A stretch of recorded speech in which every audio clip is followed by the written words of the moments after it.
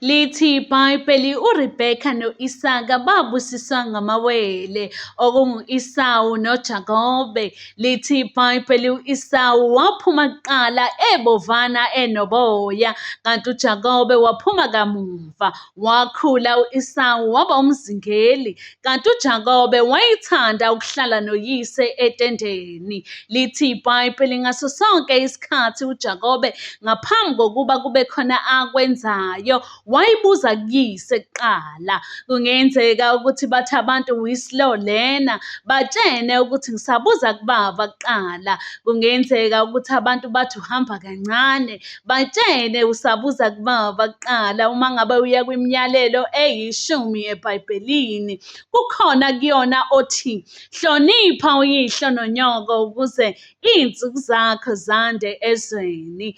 Meaning nje, in order to have what others do not have, do what others do not do. Sanibonani.